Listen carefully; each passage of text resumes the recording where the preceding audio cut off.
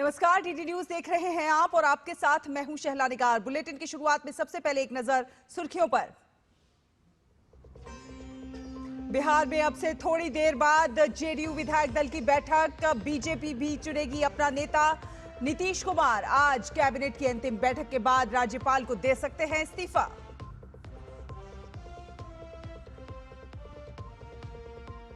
चुनावी हार और पारिवारिक कलह ने बढ़ाई आरजेडी की टेंशन। तेजस्वी यादव ने हार की समीक्षा के लिए बुलाई पार्टी विधायकों और पदाधिकारियों की बैठक।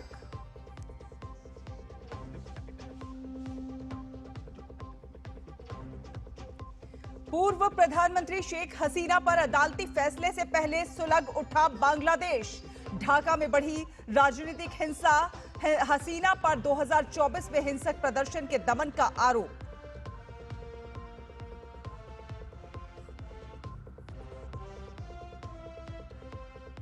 शतरंज विश्व कप में अर्जुन एरिगैसी भारत की आखिरी उम्मीद।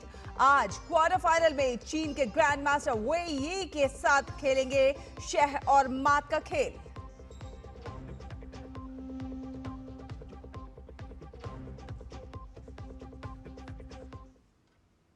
और इस वक्त एक बड़ी खबर आ रही है। जी हां, बड़ी खबर आपको बता दें, सऊदी अरब में मक्का से मदीना जा रही भारतीय नागरिकों की बस एक भीषण हादसे का शिकार हो गई है, जिसके बाद एक्शन में है भारत सरकार। जद्दा स्थित भारतीय महावाणिज्य दूतावास में एक 24x7 नियंत्रण कक्ष स्थापित किया गया है। सऊदी अरब के मदीना में हुए हादसे पर विदेश मंत्री एस जयशंकर ने भी शोक व्यक्त किया है। आपको बता दें, कई भारतीय नागरिकों की मौत हो गई है। सऊदी अरब के मदीना के पास ये एक बड़ा हादसा हुआ है और इस हादसे में कई भारतीय नागरिकों की मौत की आशंका है। हादसे का शिकार हुए लोग भारत से उम्रा करने के लिए सऊदी अरब गए थे। जद्दा स्थित भारतीय महावाणिज्य दूतावास में कंट्रोल रूम स्थापित किया गया है। हेल्पलाइन नंबर भी जारी कर दिए गए। 800-244-0003 ये हेल्पलाइन नंबर है। साथ ही साथ हेल्पलाइन नंबर 012-261-4093। विदेश मंत्री डॉक्टर एस जयशंकर ने भी इस पूरे हादसे पर दुख व्यक्त किया है। तो सोमवार रात उम्रा करने गए हाजियों से भरी ये बस मक्का से मदीना जा रही थी और इस दौरान बस की एक डीजल टैंकर से टक्कर हो गई। हादसा इतना भीषण था कि बस के परखच्चे उड़ गए, उसमें आग लग गई।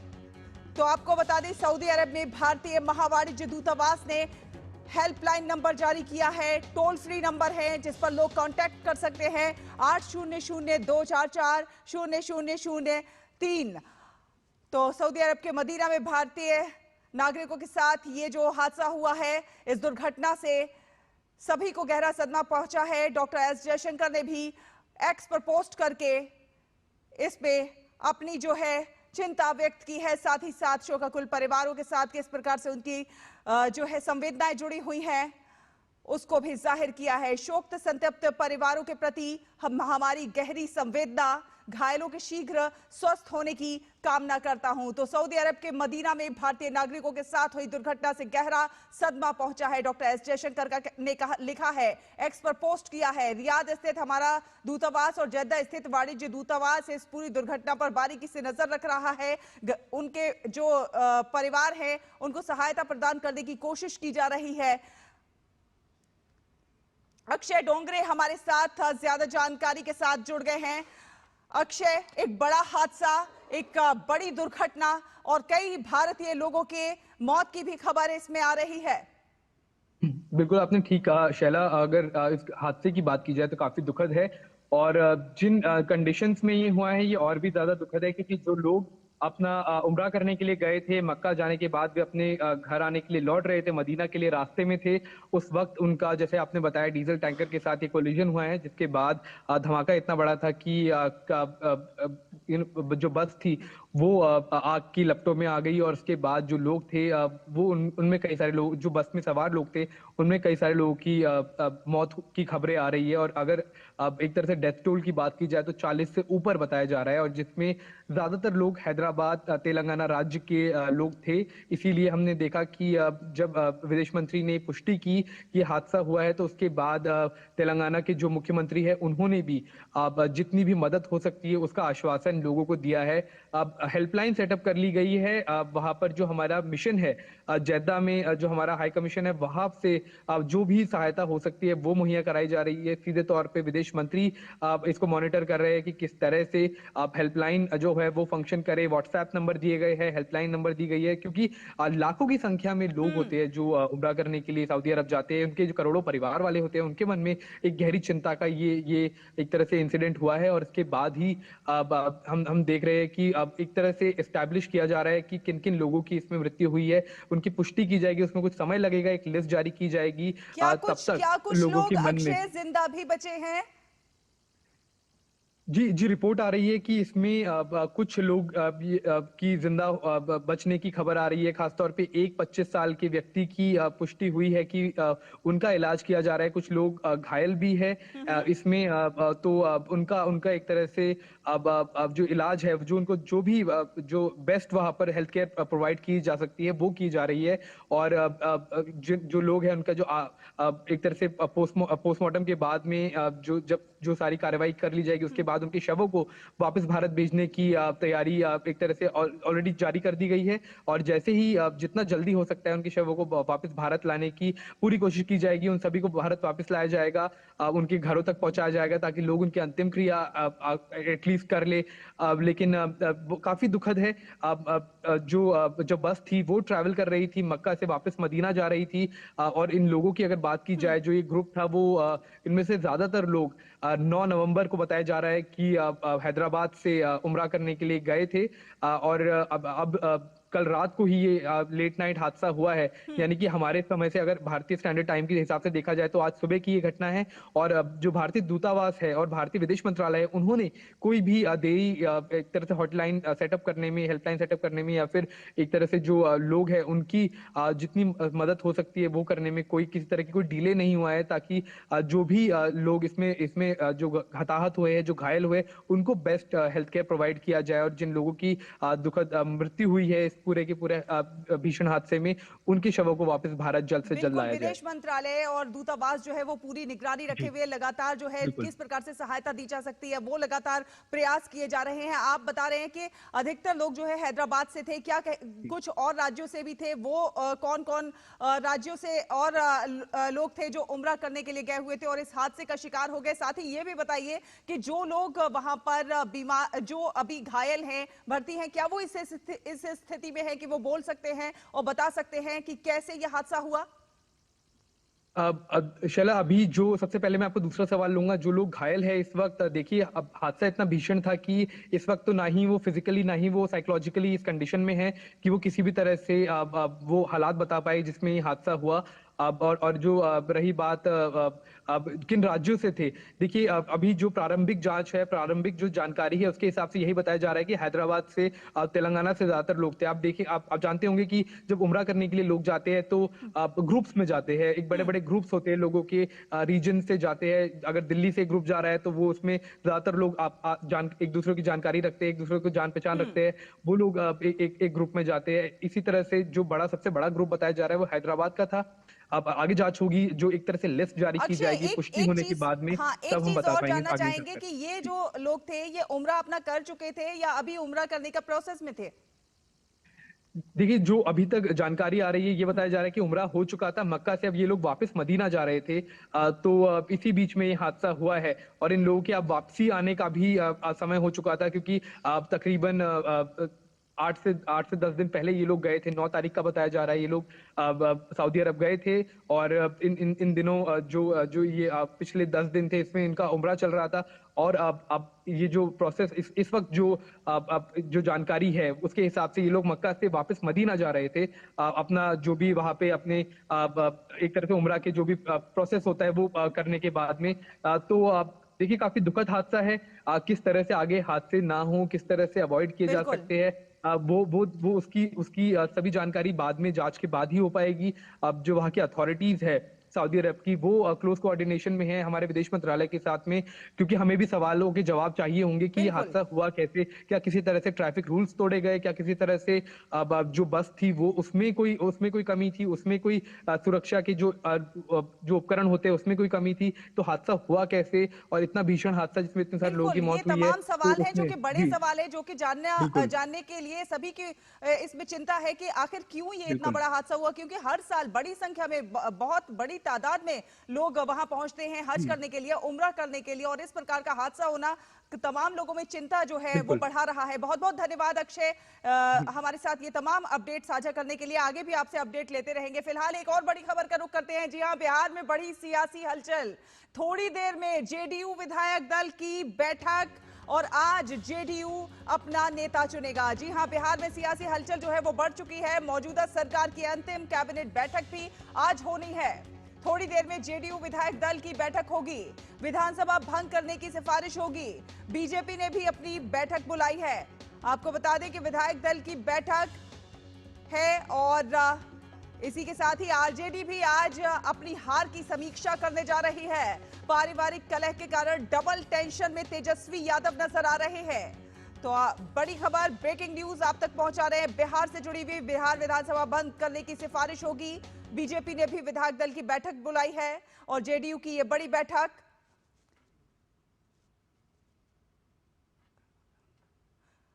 तो बीजेपी ने भी विधायक दल की बैठक बुलाई है। बिहार में सियासी हलचल बढ़ती जा रही है।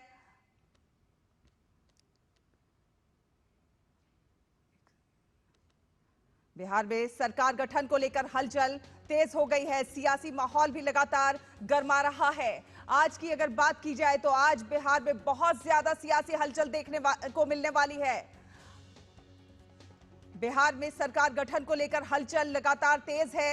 सरकार गठन की कवायद तेज हो चुकी है। सियासी माहौल लगातार गर्मा रहा है। विधानसभा भंग करने की सिफारिश होगी। बिहार में आज जेडीयू अपना नेता चुनेगा। थोड़ी ही देर में जेडीयू विधायक दल की बैठक होनी है। तो दरअसल चुनाव के बाद नई सरकार के गठन से पहले मौजूदा मुख्यमंत्री को राज्यपाल को इस्तीफा सौंपना संवैधानिक रूप से अनिवार्य होता है। इस्तीफा स्वीकार करने के बाद ही राज्यपाल नई विधानसभा में बहुमत हासिल करने वाले दल या फिर गठबंधन के नेता को सरकार बनाने के लिए आमंत्रित करते हैं। तो मौजूदा सरकार की अंतिम कैबिनेट बैठक की मीटिंग भी आज ही होने वाली है और नई सरकार के शपथ ग्रहण समारोह की तैयारियां भी तेज हो चुकी है, शुरू हो चुकी है। और ये समारोह आपको बता दें पटना के ऐतिहासिक गांधी मैदान में होगा, जहां पर राज्यपाल आरिफ मोहम्मद खान नए मुख्यमंत्री और अन्य मंत्रियों को शपथ दिलाएंगे। शपथ ग्रहण समारोह 20 नवंबर को होने की संभावना जताई जा रही है। और इसी बीच पटना जिला प्रशासन ने आज से 20 नवंबर तक के लिए गांधी मैदान को आम सभा के लिए बंद कर दिया है। तो बड़ी खबर, बिहार में सरकार गठन की तैयारियां तेज हो गई है। प्रशासन सक्रिय नजर आ रहा है। शपथ ग्रहण की तैयारियों को लेकर भी गांधी मैदान को जो है वो तैयार किया जा रहा है और 20 नवंबर तक के लिए गांधी मैदान को आम सभाओं के लिए बंद कर दिया गया है। तो जेडीयू और एनडीए का पूरा जो घटक दल है और महागठबंधन की अगर हम बात करें तो करारी हार के बाद लालू परिवार की आपसी रार अब खुलकर सामने आ गई है। लालू प्रसाद को अपनी किडनी डोनेट करने वाली उनकी छोटी बेटी रोहिणी आचार्य ने अपने साथ गाली गलौज और मारपीट किए जाने के आरोप लगाए तो सूबे की सियासत में हंगामा बरपा हो गया। बहन रोहिणी के अपना अपमान पर पहले से ही परिवार से अलग थलग कर दिए गए तेज प्रताप यादव भड़क गए हैं। कहा है कि इस अन्याय का परिणाम बेहद भयावह होगा। उन्होंने पार्टी के इंस्टाग्राम हैंडल पर लिखा है कि मेरी बहन का अपमान किसी भी हाल में असहनीय है।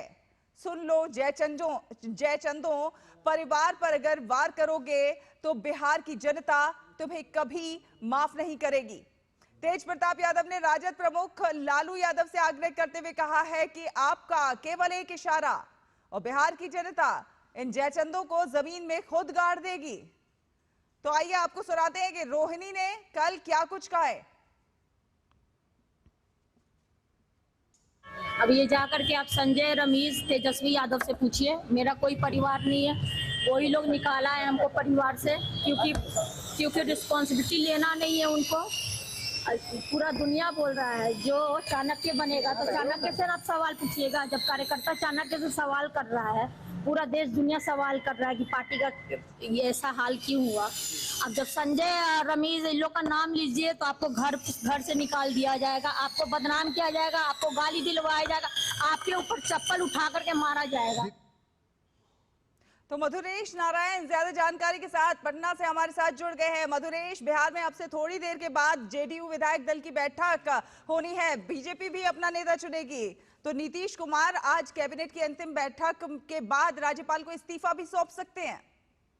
हाँ देखिए, बिल्कुल सरकार बनाने की जो कवायद है वो बेहद तेज हो गई है और आज जदयू विधायक दल की बैठक अब से कुछ देर में शुरू होने वाली है। लेकिन इस बैठक से ठीक पहले अभी 11 बजे के आसपास बिहार के जो डिप्टी सीएम है सम्राट चौधरी, वो सीएम नीतीश कुमार से मुलाकात करने के लिए पहुंचे थे और करीब 10-15 मिनट की मुलाकात के बाद वो वहां से निकले हैं। बताया जा रहा है कि वो बधाई देने के लिए सिर्फ आए थे, लेकिन हालांकि बड़ी बात यह है कि 11:30 बजे विधायक दल की बैठक होनी है। विधायक दल की बैठक के बाद आज कैबिनेट की भी आखिरी बैठक होगी। कैबिनेट की आखिरी बैठक में जो वर्तमान मंत्रिपरिषद है, जो सरकार है, उसको भंग करने की अनुशंसा की जाएगी और उस पर मोहर लगने के बाद मुख्यमंत्री नीतीश कुमार बिहार के राज्यपाल आरिफ मोहम्मद खान से मिलने का वक्त मांगेंगे और जब भी वक्त मिलेगा आरिफ मोहम्मद खान उनको मिलने का वक्त देंगे। नीतीश कुमार जाकर के अपना इस्तीफा सौंप सकते हैं।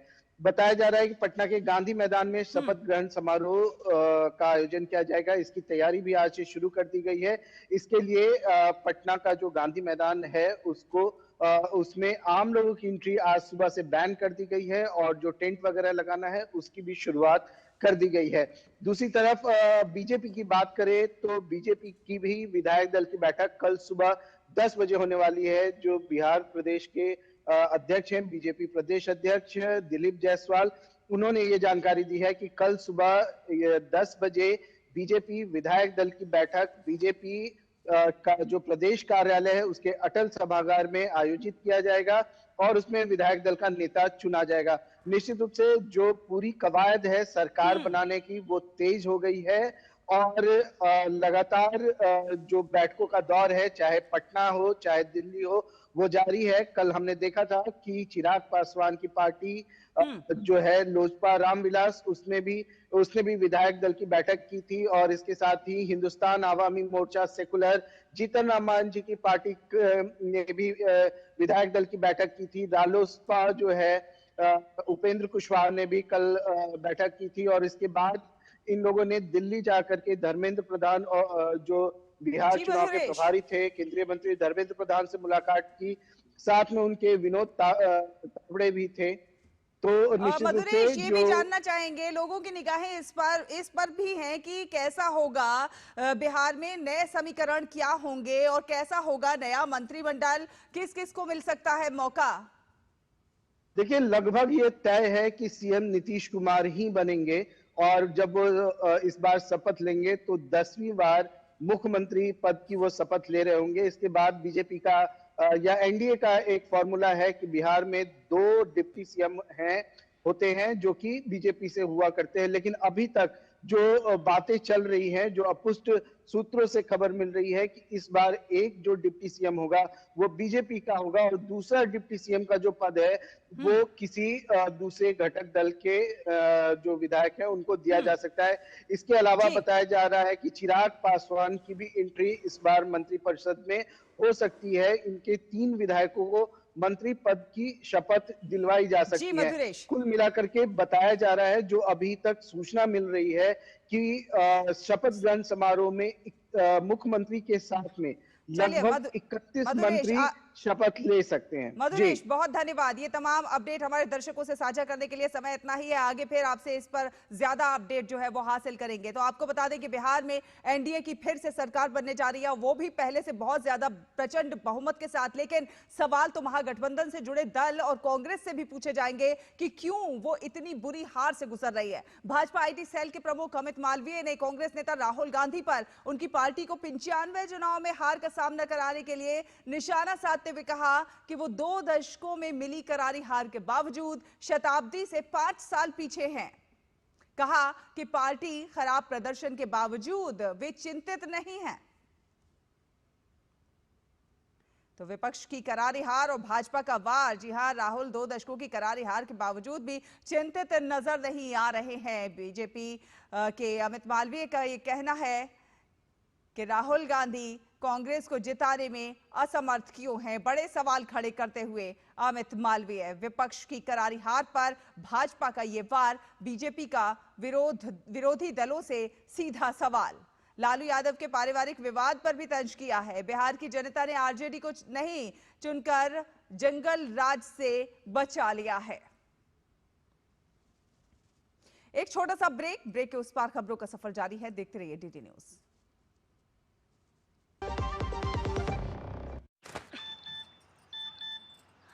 हो गया इंतजाम।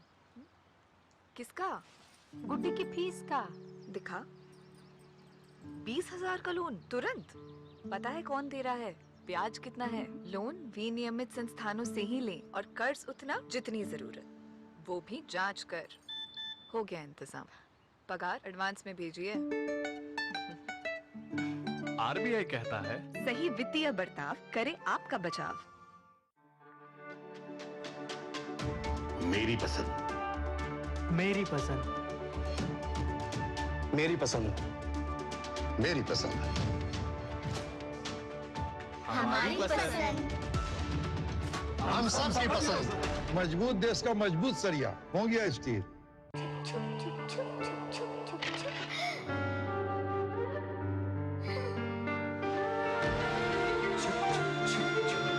आ जाओ।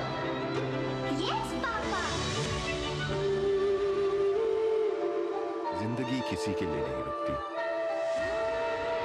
हम भी आपको कहां रुकने देंगे। जिंदगी के हर मोड़ पर LIC है तो इंश्योर्ड है। LIC हर पल आपके साथ। ब्रेक के बाद स्वागत है। डीडी न्यूज देख रहे हैं आप। आपको बता दें, पश्चिम बंगाल ने SIR के दूसरे चरण में प्रवेश कर लिया है। गणना प्रपत्र वितरित करने के बाद BLO ने फॉर्म वापस लेना भी शुरू कर दिया है। आयोग ने सूचित किया है कि राज्य के 7,66,37,000 मतदाताओं में से रविवार रात 8 बजे तक 7,61,00,000 एनुमरेशन फॉर्म वितरित किए जा चुके हैं। प्रतिशत के हिसाब से एनुमरेशन फॉर्म वितरण की दर 99.42% है। अब तक फॉर्म जमा करने के बाद 54,27,000 फॉर्म BLO द्वारा ऐप में दर्ज किए गए हैं, जिसकी प्रतिशत दर 7.8 है।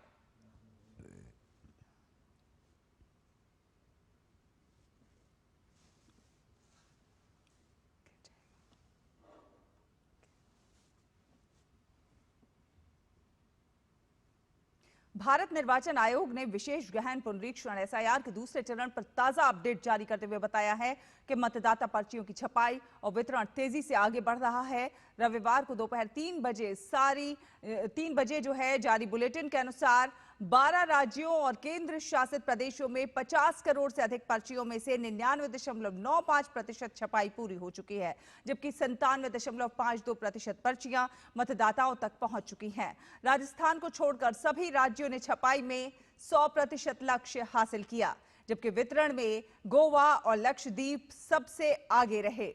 केरल और पुडुचेरी सबसे पीछे रहे, जहां 93.72% और 94.10% पर्चियां वितरित हो सकी हैं। 4 नवंबर से 4 दिसंबर तक चल रही इस प्रक्रिया में आयोग ने राजनीतिक दलों से अधिक BLA नियुक्त करने का अनुरोध किया है, जिससे कि पारदर्शिता बनी रहे। इसके साथ ही आयोग ने राज्यों को मतदाता पर्चियां 100% वितरण सुनिश्चित करने को कहा है। अंडमान निकोबार, गोवा और लक्षद्वीप में 100% पर्चियां छपकर पूरी वितरित हुई हैं। गुजरात, पश्चिम बंगाल, मध्य प्रदेश और राजस्थान में वितरण 98% से अधिक रहा। उत्तर प्रदेश में 97.64% पर्चियां पहुंचाई गई। तमिलनाडु और केरल में 93.67% और 93.72% वितरण के साथ निचले स्तर पर रहा। देश भर में 5.33 लाख BLO और 10.41 लाख BLA तैनात हैं। आयोग ने मतदाताओं से अपील की है कि यदि पर्ची न मिले तो वे अपने BLO से तुरंत संपर्क करें। और COP30 नेताओं के शिखर सम्मेलन में भाग लेने के लिए केंद्रीय मंत्री भूपेंद्र यादव ब्राजील के बेलेम पहुंच गए हैं। भूपेंद्र यादव यहां पर जलवायु परिवर्तन पर होने वाली चर्चा में भाग लेंगे। भूपेंद्र यादव ने COP30 में सार्थक बातचीत की आशा व्यक्त की है। उन्होंने सोशल मीडिया प्लेटफॉर्म X पर इससे संबंधित जानकारी साझा की है। लिखा है कि सम्मेलन में जलवायु परिवर्तन वार्ता, अनुकूलन और अन्य महत्वपूर्ण मुद्दों पर भारत का दृष्टिकोण रखा जाएगा।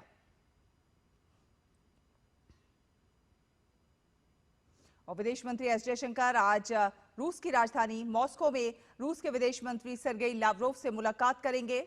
दोनों देशों के शीर्ष राजनयिक इस बैठक में कई महत्वपूर्ण द्विपक्षीय और अंतर्राष्ट्रीय मुद्दों पर बातचीत होगी, जिनमें व्यापार, ऊर्जा सहयोग, रक्षा साझेदारी और क्षेत्रीय सुरक्षा प्रमुख विषय पर चर्चा होने की संभावना है। साथ ही भारत रूस सहयोग, बहुध्रुवीय विश्व व्यवस्था और अंतर्राष्ट्रीय तनावों पर भी चर्चा होने की संभावना है। ये बैठक दोनों देशों के लंबे समय से चले आ रहे रणनीतिक संबंधों को और मजबूती देने के लिहाज से महत्वपूर्ण मानी जा रही है। बांग्लादेश में हिंसा और अस्थिरता का एक दौर एक बार फिर से तेज हो गया है। बांग्लादेश की राजधानी ढाका समेत कई शहरों में धमाके और आगजनी हुई है। इससे खासतौर से ढाका में तनाव बढ़ गया है। यह घटनाक्रम ऐसे समय में हुआ है जब शेख हसीना के खिलाफ अंतर्राष्ट्रीय अपराध न्यायाधिकरण ICT फैसला सुनाने जा रहा है। शेख हसीना को पिछले साल छात्रों के प्रदर्शन पर कार्रवाई का मामला चल रहा है। इसमें दोषी ठहराए जाने पर हसीना को मौत की सजा भी हो सकती है। फैसले से पहले मोहम्मद यूनुस की सरकार ने देश भर में सुरक्षा बलों को हाई अलर्ट पर रखा है। प्रदर्शनकारियों को गोली मारने के आदेश दिए गए हैं।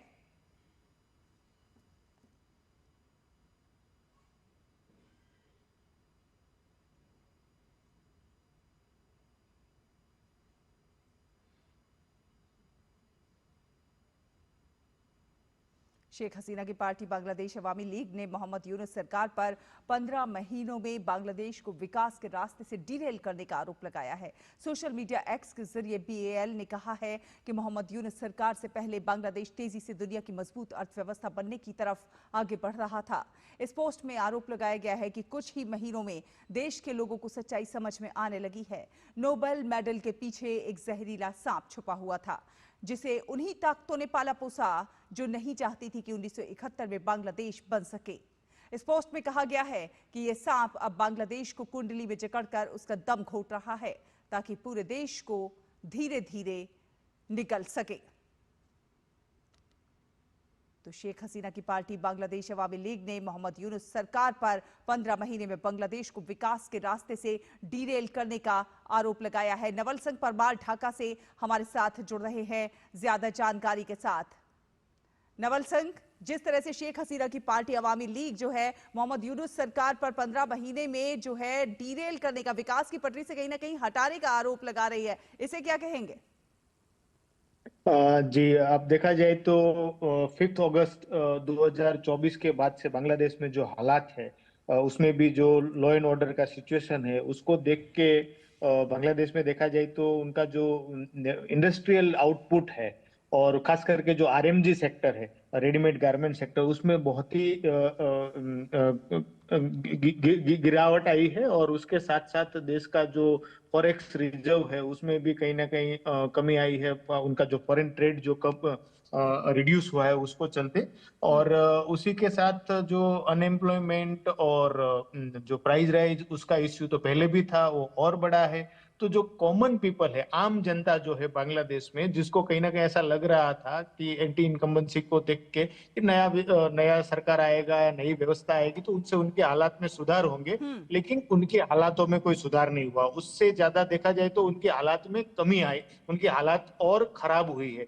एक अनुमान ये लगाया जा रहा है कि 5 अगस्त 2024 के बाद से लेके ढाका शहर जो कैपिटल है बांग्लादेश का, उसमें से करीब करीब 25 से 30 लाख लोगों ने रिवर्स माइग्रेशन किया है ग्रामीण इलाकों में, जो शहरों से जो ढाका में रह रहे थे, अपना रोजगार के लिए जो ढाका में थे, उनको कहीं ना कहीं हालात के मारे उनके अपने गांव में वापस जाना पड़ा है। तो उससे आप अंदाजा लगा सकते हैं कि इकोनॉमिक, और आप अगर देखा जाए तो जब भी कोई इलेक्टेड गवर्नमेंट नहीं है, डेमोक्रेटिकली इलेक्टेड गवर्नमेंट नहीं होने की वजह से पॉलिसी पैरालिसिस होता है। उसको चलते जो निवेश आ रहा था या जो इकोनॉमिक ग्रोथ हो रहा था, उसमें कहीं ना कहीं एक ब्रेक लग गया है। तो उसको चलते जो ग्रोथ नहीं होगा या जो पहले से बनी हुई सिस्टम अगर बिखर जाती है, तो कहीं ना कहीं उसका जो खामियाजा है जो आम जनता को भुगतना पड़ता है। और उसका ही ये परिणाम है कि ढाका और जो दूसरे शहर है, मेनली ढाका से काफी लोगों को अपने गांव वापस जाना पड़ा है। और वो जो छोटा मोटा अपना जो कृषि और गांव में जो उनको जो मजदूरी मिल रहा है, उसके ऊपर उनका गुजारा चल रहा है।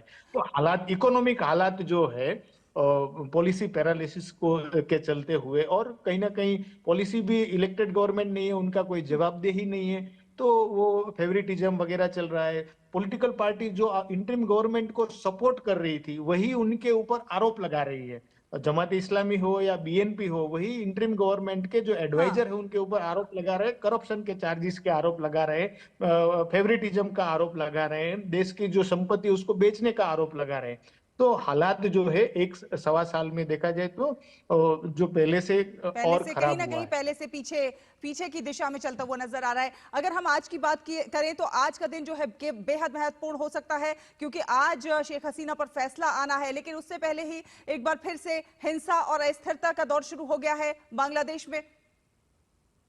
हाँ, पिछले एक वीक से देखा जाए तो काफी जो छिटपुट घटनाएं हुई है, जिसमें आगजनी की घटनाएं है या क्रूड बॉम्ब ब्लास्ट का है या गन शॉट फायर का केसेस हुआ है।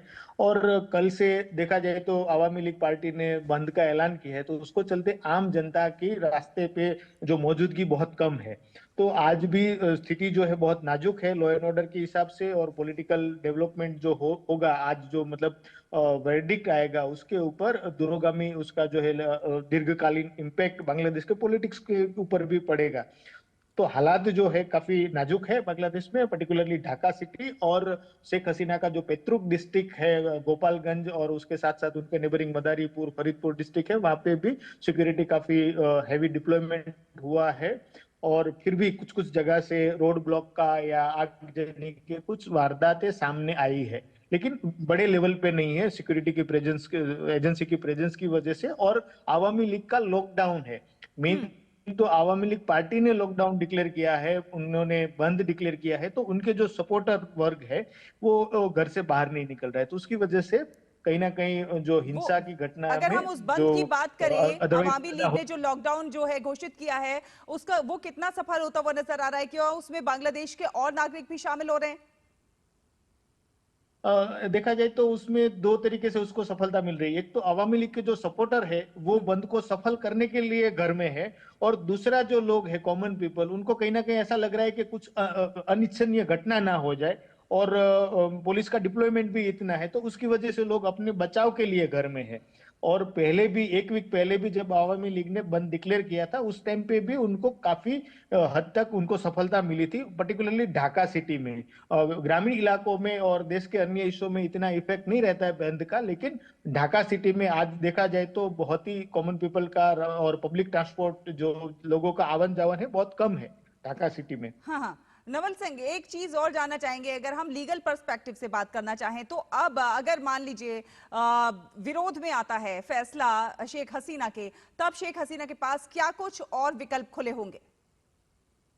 देखिए, आईसीटी है क्राइम ट्रिब्यूनल का जो वर्डिक्ट है उसके ऊपर उनके पास अपील, हायर कोर्ट जो है उसमें अपील का ऑप्शन तो जायज खुला रहेगा ही। तो पहले भी आईसीटी रहा है, और अदर पॉलिटिकल पार्टी के लीडर्स के ऊपर भी आईसीटी के जो ऑर्डर आए उनके ऊपर अपील हाई कोर्ट और सुप्रीम कोर्ट में हुआ है। तो आगे जाके उनके पास ये लीगल जो ऑप्शन अवेलेबल रहेगा। अच्छा, अगर हम लॉ एंड ऑर्डर की बात करें तो किस प्रकार से सिक्योरिटी को दुरुस्त रखने में अभी जो प्रेजेंट सरकार है वो कामयाब होती हुई नजर आ रही है?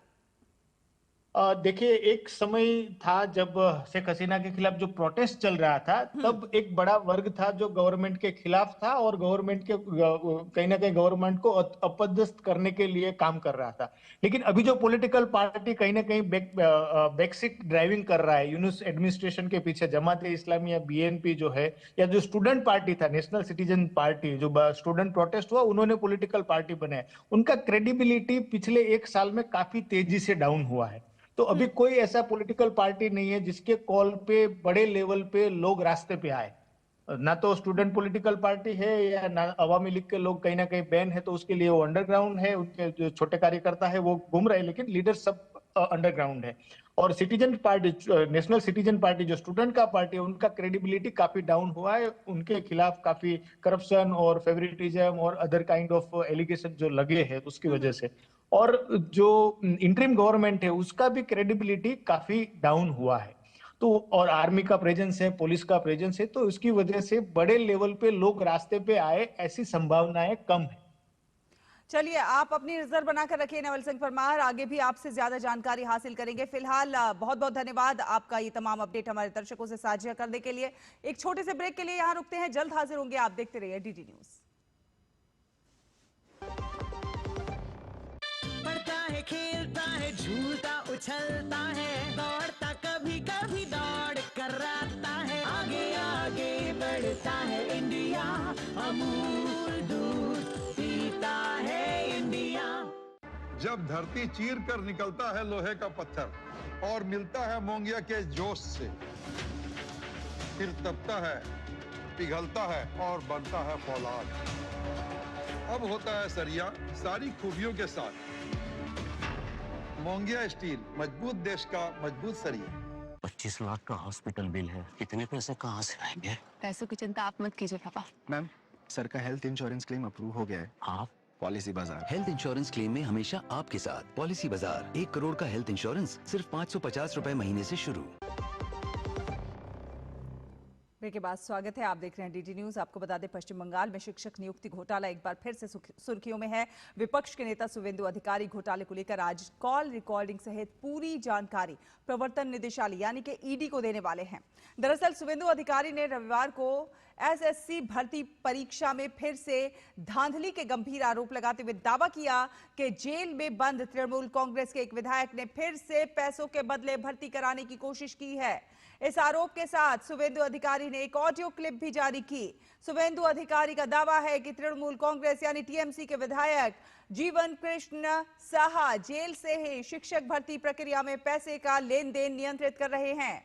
शुवेंदु ने नंदीग्राम के हरिपुर में जो ऑडियो क्लिप सुनाई है, ऑडियो में एक महिला की आवाज कह रही है कि शिक्षक की नौकरी के लिए कुल 15,50,000 रुपए जुटा लिए गए हैं, जबकि पुरुष की आवाज में जवाब आता है, मैं जल्द ही जेल से बाहर आ जाऊंगा, बाकी सबका समाधान कर दूंगा। शुवेंदु का दावा है कि पुरुष की आवाज जीवन कृष्ण साहा की है। वहीं तृणमूल ने कहा कि अगर इनके पास ठोस जानकारी है तो जांच एजेंसी को सौंपें। शुवेंदु आज कॉल रिकॉर्डिंग सहित पूरी जानकारी प्रवर्तन निदेशालय यानी ईडी को देंगे।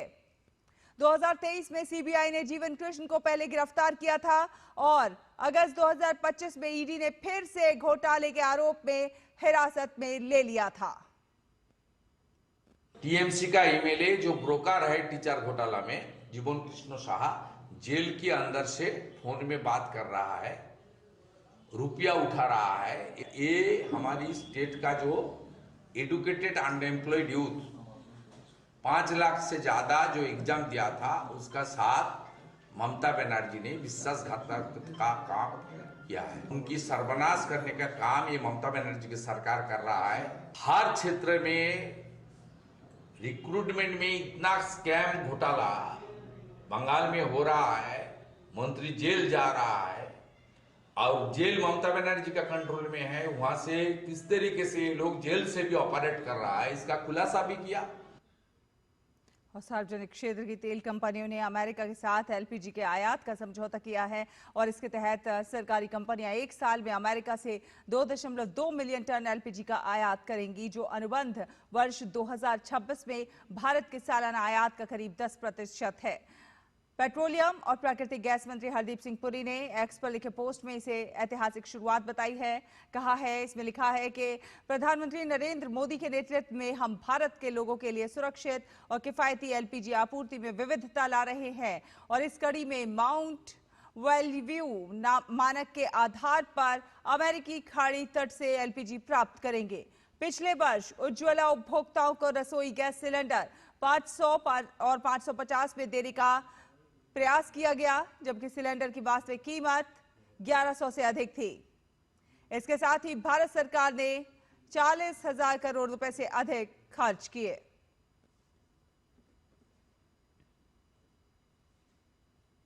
गृह मंत्री अमित शाह की अध्यक्षता में हरियाणा के फरीदाबाद में उत्तरी क्षेत्रीय परिषद की 32वीं बैठक हो रही है। इस बैठक में हरियाणा के मुख्यमंत्री नायब सिंह सैनी, दिल्ली की मुख्यमंत्री रेखा गुप्ता और उपराज्यपाल विनय सक्सेना, हिमाचल प्रदेश के मुख्यमंत्री सुखविंदर सिंह सुक्खू, जम्मू कश्मीर के मुख्यमंत्री उमर अब्दुल्ला और उपराज्यपाल मनोज सिन्हा, राजस्थान के मुख्यमंत्री भजन लाल, लद्दाख के उपराज्यपाल कविंद्र गुप्ता सहित कई केंद्रीय और राज्य मंत्री मौजूद हैं। बैठक की शुरुआत दिल्ली बम धमाके में मारे गए लोगों के लिए मौन रखकर की गई। बैठक में आंतरिक सुरक्षा, राज्यों के मुद्दों और क्षेत्रीय विकास पर चर्चा होगी। और आपको बता दें कि भारतीय तटरक्षक बल ने बंगाल की खाड़ी में गश्त के दौरान 29 मछुआरों के साथ एक बांग्लादेशी ट्रॉलर को भी पकड़ा है।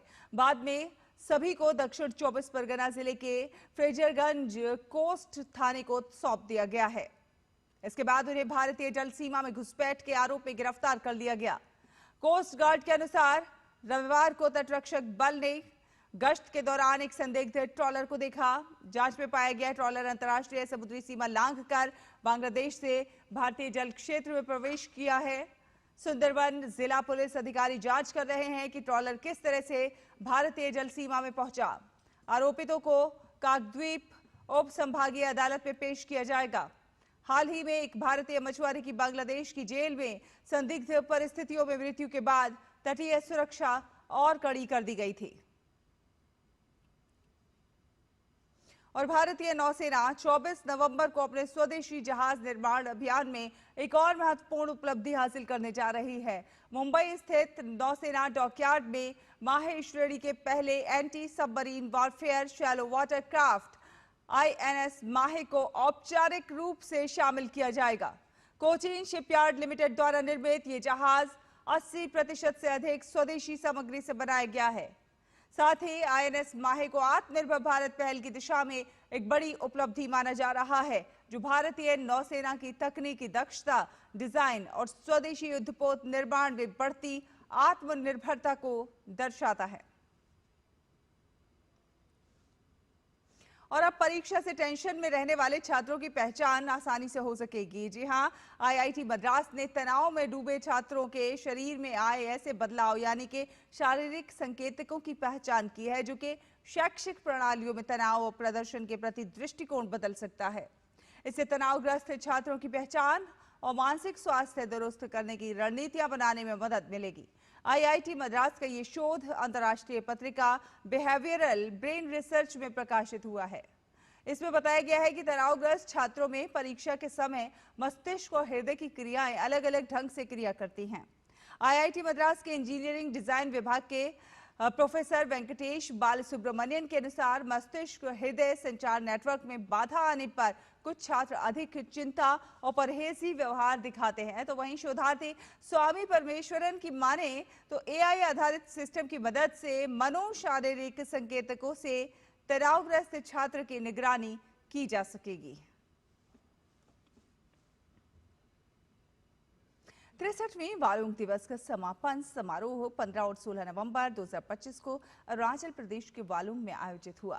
स्पीयर कोर ने 2 दिवसीय कार्यक्रम के साथ 63वां वालुंग डे मनाया, जिसमें 1962 के युद्ध के दौरान लड़ी गई ऐतिहासिक और वीरतापूर्ण बैटल ऑफ वालुंग में शहीद हुए भारतीय सैनिकों के अदम्य साहस को सम्मानित किया गया। पूर्वी सेना commander lieutenant general RC Tiwari, quarter master general lieutenant general VMV Krishnan, GOC spear corps lieutenant general Abhijit S Pendharkar, Arunachal Pradesh के उप मुख्यमंत्री चौना मीन सहित 1962 युद्ध के वीर सैनिक और उनके परिजन उपस्थित रहे। 15 नवंबर को वालुंग डे की पूर्व संध्या पर light and sound show, drone display, sand art और सांस्कृतिक प्रस्तुतियों ने 1962 के वीर जवानों की कहानी को जीवंत किया। तो वहीं 16 नवंबर को वालोंग वॉर मेमोरियल पर श्रद्धांजलि अर्पित करने के साथ समारोह की शुरुआत हुई। इसके बाद युद्ध नायकों को समर्पित मूर्तियों का अनावरण किया गया। अंतर्राष्ट्रीय गीता महोत्सव समारोह में चीन भी शामिल हुआ है। जी हां, शंघाई में भारत के काउंसलर जनरल ने चीन के विद्वान प्रोफेसर वांग झिचेंग को सम्मानित किया। प्रोफेसर वांग झिचेंग को चीन में वेदांत और पतंजलि द्वारा योग सूत्र जैसे अन्य प्राचीन ग्रंथों के प्रचार प्रसार के लिए पीएम मोदी ने बधाई पत्र भी मिल चुका है। और पूर्वी चीनी क्षेत्र के झेजियांग विश्वविद्यालय में वेदांत और योग के प्रोफेसर वांग झिचेंग ने भगवत गीता का चीनी भाषा में अनुवाद किया है, जो 2015 में प्रकाशित हुआ और 17 बार प्रिंट हो चुका है। इस वर्ष प्रकाशित नवीनतम संस्करण ने चीनी पाठकों में पवित्र ग्रंथ श्रीमद् भगवत गीता के लिए गहरी रुचि पैदा की है और भारतीय प्राचीन ग्रंथों का उपयोग दो प्राचीन संस्कृतियों के बीच बेहतर समझ बनाने के लिए एक सेतु के रूप में किया है। अंतर्राष्ट्रीय गीता महोत्सव पर चीनी विद्वान प्रोफेसर वांग झिचेंग ने बधाई संदेश दिया है। नमस्ते, Happy International Bhagavad Gita Day and Gita Mahotsav. This festival is awesome. It shares the Bhagavad Gita's wisdom of do your duty, purify your mind with the word. It brings classics to life and connects different cultures. May this ancient wisdom give us peace and strength. Wish the festival a great success. और अमेरिकी राष्ट्रपति Donald Trump ने Venezuela के राष्ट्रपति Nicolas Maduro के साथ संभावित वार्ता के संकेत दिए हैं। जी हां, वार्ता का संदेश ऐसे समय में आया है जब पिछले कुछ महीनों से अमेरिका और वेनेजुएला के बीच तनावपूर्ण स्थिति बनी हुई है। अमेरिका का मानना है कि राष्ट्रपति Nicolas Maduro drug trafficking cartel चलाते हैं और इसलिए उन्होंने इस ड्रग ट्रैफिकिंग कार्टेल को विदेशी आतंकवादी संगठन घोषित करने का फैसला किया है। और क्रिसमस सीजन की पेरिस में शुरुआत हो गई है। जी हां, यहां पर चैम्प्स एलिसीज में पूरा एवेन्यू रंग बिरंगी रोशनियों से जगमगा उठा, जो आर्क द ट्रायम्फ तक फैली रही। रोशनी का ये नजारा स्थानीय लोगों और पर्यटकों दोनों के लिए बड़ा आकर्षण बन गया, जिसने पूरे क्षेत्र को त्योहारी रंग में रंग दिया। बात करें खेल की तो भारतीय कप्तान शुभमन गिल को अस्पताल से छुट्टी मिल गई है। दक्षिण अफ्रीका के खिलाफ पहले टेस्ट मैच के दौरान गिल की गर्दन में चोट लग गई थी। शुभमन गिल को अस्पताल के आईसीयू में रखा गया था। फिलहाल गिल की हालत स्थिर है। बीसीसीआई की मेडिकल टीम उन पर लगातार नजर बनाए रखेगी। भारतीय कप्तान गुवाहाटी में 22 नवंबर से शुरू हो रहे अगले टेस्ट में खेलेंगे या नहीं, इस पर फिलहाल सस्पेंस बरकरार है। पूर्व में टीम इंडिया के मुख्य कोच गौतम गंभीर ने कहा था कि शुभमन गिल की गर्दन की चोट का आकलन किया जा रहा है और फिजियो द्वारा उनकी स्थिति पर फैसला लिए जाने की उम्मीद है। इसके बाद ही अगले टेस्ट में उनकी उपलब्धता पर स्थिति स्पष्ट होगी। इससे पहले भारतीय क्रिकेट टीम के पूर्व कप्तान और बंगाल क्रिकेट संघ के अध्यक्ष सौरव गांगुली ने अस्पताल जाकर शुभमन गिल से मुलाकात की थी। शुभमन को पहली पारी के दौरान बल्लेबाजी करते समय गर्दन में परेशानी हुई थी। इसके बाद वो रिटायर्ड हर्ट हो गए थे। शनिवार को उन्हें अस्पताल में भर्ती कराया गया था। और फिर विश्व कप के क्वार्टर फाइनल में ग्रैंड मास्टर अर्जुन एरिगैसी एकमात्र भारतीय उम्मीद बचे हैं। आज क्वार्टर फाइनल में एरिगैसी का सामना चीन के ग्रैंड मास्टर वेई यी से होगा। अब तक शानदार फॉर्म दिखा रहे हरिकृष्णा को आखिरकार 5वें दौर के टाई ब्रेक गेम में मैक्सिको की जूस मार्टिनेज अल्कांतारा के हाथों शिकस्त मिली। नॉकआउट स्पर्धा में अपने से बेहतर रेटिंग वाले तीसरे खिलाड़ी को हराने के बाद हरिकृष्णा के पास सेमीफाइनल पहुंचने और उसके बाद शीर्ष 3 स्थानों में जगह बनाकर अगले वर्ष के कैंडिडेट्स टूर्नामेंट में स्थान सुनिश्चित करने का ये मौका होगा। भारतीय कुश्ती हमेशा से ओलंपिक और एशियन गेम्स में बेहतर करती आई है। यही नहीं, युवा जोश नए पहलवानों को भी मंच देता रहा है और इसी युवा जोश की तस्दीक पहलवान नवीन और ज्ञानेंद्र हैं, जिन्होंने नई में आयोजित 74वीं इंटर सर्विसेज चैंपियनशिप में ग्रीको रोमन वर्ग में अपनी पहलवानी का दम भरते हुए स्वर्ण पदक अपने नाम किया। इन दोनों से खास बात की है हमारे संवाददाता नारायण सिंह ने। नई दिल्ली के केदार जाधव इंडोर स्टेडियम में 74वीं इंटर सर्विसेज रेसलिंग चैंपियनशिप का समापन हुआ और यहाँ शानदार प्रदर्शन हमारे आर्म फोर्सेस के जो रेसलर हैं, पहलवान हैं, उन्होंने दिखाया। इस वक्त हमारे साथ 2 गोल्ड मेडलिस्ट हैं, नवीन जिन्होंने 130 केजी ग्रेको रोमन में गोल्ड जीता और ज्ञानेंद्र ने 60 केजी ग्रेको रोमन में गोल्ड मेडल जीता।